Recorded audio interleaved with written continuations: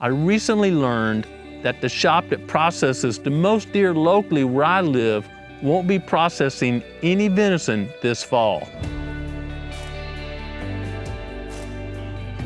This week is the 2-year anniversary of my daughter Raleigh donating me one of her kidneys. We're blessed that both of us are very healthy. Each year, I return to the Mayo Clinic for an annual checkup. And as part of that checkup, I visit with a transplant dietitian. Their job is to make sure the diet I'm eating is very healthy for a transplant patient. The appropriate diet for a transplant patient is simply a healthy diet for anyone. And I have to describe to the dietitian what foods I commonly eat. So I always list venison and tell them I eat very little other sources of red meat. They get all excited and they tell me, Grant, venison is the healthiest red meat you can eat or provide for your family. And they go over the lack of antibiotics and that deer eat a wide diversity of plants or getting a full mineral complement versus a cow that might be limited to a pasture or a feedlot and only provided a certain food source. You can Google and look up the nutritional analysis of wild venison and see that it's extremely healthy. But it's more than that. I like knowing exactly how the meat my family and I consume was processed. I really enjoy hunting and improving the habitat for game and non-game critters. I like seeing all the different critters while I'm out hunting and the thrill of creating a hunting strategy.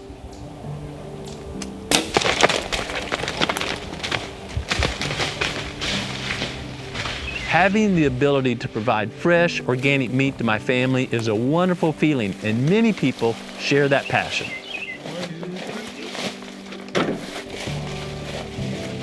I recently learned that the shop that processes the most deer locally where I live won't be processing any venison this fall.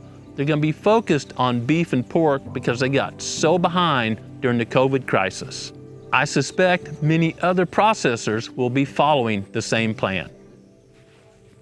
Processing the deer is not difficult and allows you complete knowledge of exactly how that meat was handled from the field to the table.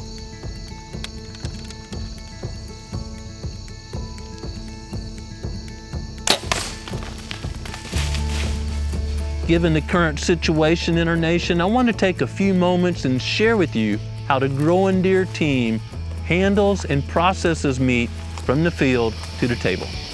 There she is, right there. Probably a yearling doe, good eating. Freezer was getting a little empty from last year, but we're gonna fill her back up, so. Growing Deer is brought to you by Bass Pro Shops and Cabela's. Also by Reconics, Eagle Seed, Winchester, Avian X Decoys, Lacrosse Footwear, Morel Targets, Hoyman, Hooks Custom Calls, Summit Tree Stands, RTP Outdoors, Yamaha, Fourth Arrow, Onyx Hunt, Scorpion Venom Archery, Case IH Tractors, Bloodsport Arrows, Code Blue, D-Code, G5 Broadheads, Prime Bows, and Redneck Hunting Blinds. My goodness. I simply place a butt cuff around the front legs of the deer to remove the whole deer from the field and take it to a clean place for processing.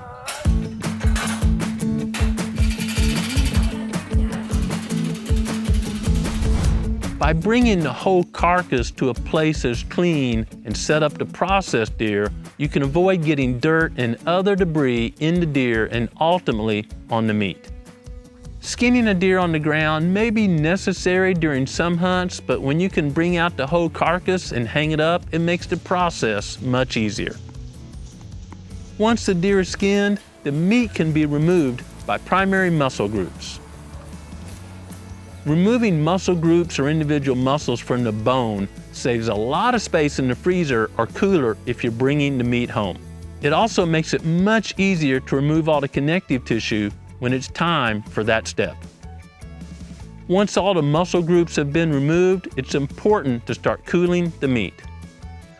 We often place the meat in a cooler with ice and leave it overnight, or put the cuts in a tub and place that in a refrigerator. If you do place it in a refrigerator, it's important to cover the meat with water so it doesn't become dried out. When it's time to start processing the meat, we take it out a cool area and remove all the connective tissue. Connective tissue is often responsible for the gamey taste some folks refer to. I've found that by removing the connective tissue, the meat tastes better and is more tender.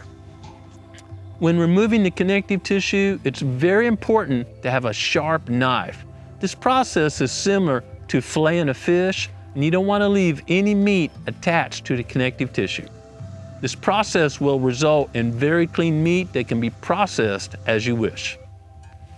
These cuts can be made into steaks or roast and sized appropriately for how you cook. Ground venison is very tasty. We use a bunch of it for burgers, vinaigrette or spaghetti with venison, and other dishes. Or we can freeze the ground venison and use it later to make summer sausage. I strongly prefer using a vacuum sealer to package the meat because it will have much longer freezer life, although that's rarely a problem in the Woods house. You may think it's expensive to purchase the appropriate processing equipment, but considering most processors charge $100 or more to process a single deer, it's easy to see that you can pay for the equipment in a season or two. More importantly, you know exactly how the meat you and your family are going to consume was treated. Venison is a great source of protein and can provide many wonderful meals for you and your family.